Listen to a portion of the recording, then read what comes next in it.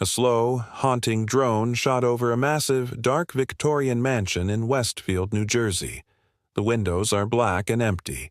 The sky is overcast. He was the man who erased his entire world, then simply vanished into the rain. Westfield, New Jersey, 1971, was the picture of postcard-perfect suburbia. Tree-lined streets, manicured lawns, a community built on quiet dignity and shared values. And on Hillside Avenue, the List family embodied that ideal. John List, a stern and meticulous accountant, a devout Lutheran, a former Army officer who ran his household with military precision. His wife, Helen, gentle and soft-spoken, her world slowly shrinking due to a debilitating illness. Their teenage children, Patricia and Frederick, navigating the turbulent waters of adolescence. And anchoring them all, John's elderly mother, Alma, the matriarch whose presence was a constant in the sprawling 19-room mansion they called home. But behind the drawn curtains of that Gothic revival house, the American dream was rotting from the inside out. John List was a man unraveling.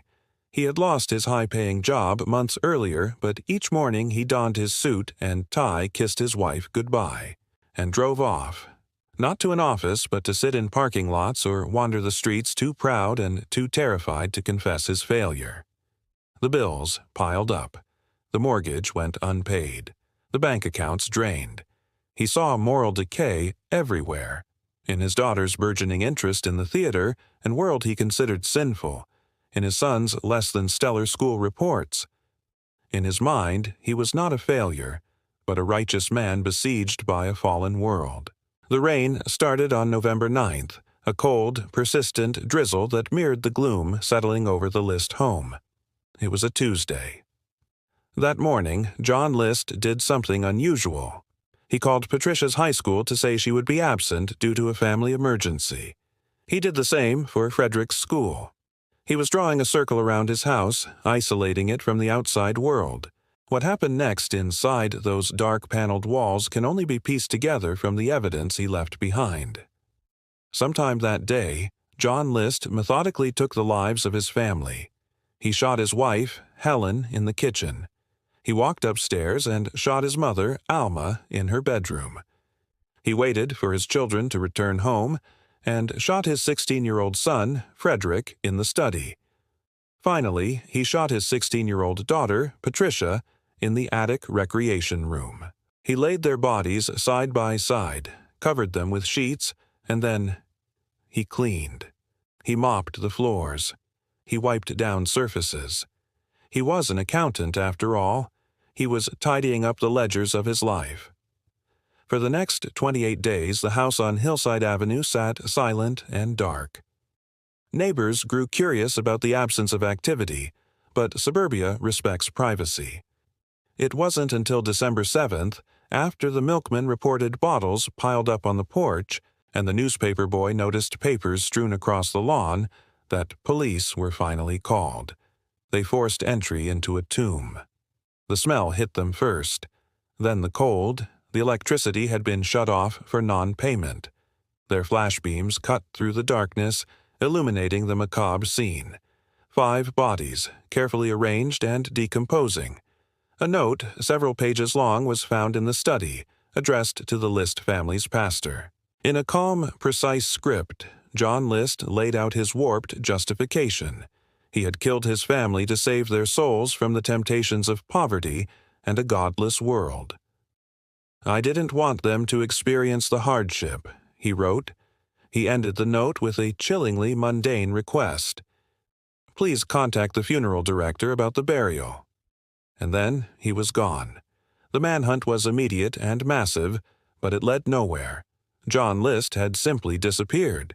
He had withdrawn $2,000 from his mother's bank account, packed a single suitcase, and walked out into that rainy night, leaving his car parked at Kennedy Airport as a red herring. He was a ghost. The case grew cold, a haunting, unsolved tragedy that faded from headlines, leaving only a scar on the town of Westfield and a gallery of haunting family portraits in the public's memory. For 18 years, the trail was ice cold. Then, in 1989, a twist of fate, a pop culture phenomenon, and a brilliant forensic artist would crack the case wide open. America's Most Wanted, a new television show dedicated to hunting fugitives, decided to feature the List story. But they had a problem. The only photos of John List were from 1971. He would be 63 years old now. What did he look like? They enlisted the help of forensic sculptor Frank Bender. Bender didn't just work with bones. He worked with the soul of a subject. He studied List's old photographs, his personality, his rigid lifestyle. He theorized that List's ears would droop, his hairline recede. He imagined the stern set of his jaw would remain. Bender created a bust so unnervingly accurate it seemed to breathe. The night the episode aired, showing Bender's sculpture morphing from the 1971 photo to the aged prediction, the phones at the FBI rang off the hook. One call stood out. A woman from Denver, Colorado. Her neighbor, a quiet, church-going man named Robert Clark, looked exactly like the bust. He was a meticulous accountant, a devout Lutheran. He was kind, but reserved. He had appeared in her life around the time John List vanished, with no past, no family.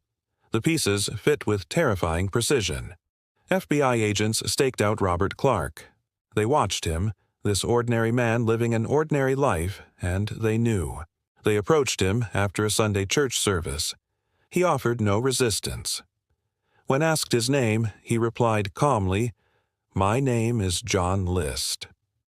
The monster they had hunted for nearly 2 decades was just a quiet, elderly man in a suit. The courtroom drama that followed was a study in contrasts. The prosecution painted the picture of a cold, calculating murderer who executed his family to avoid the shame of financial ruin.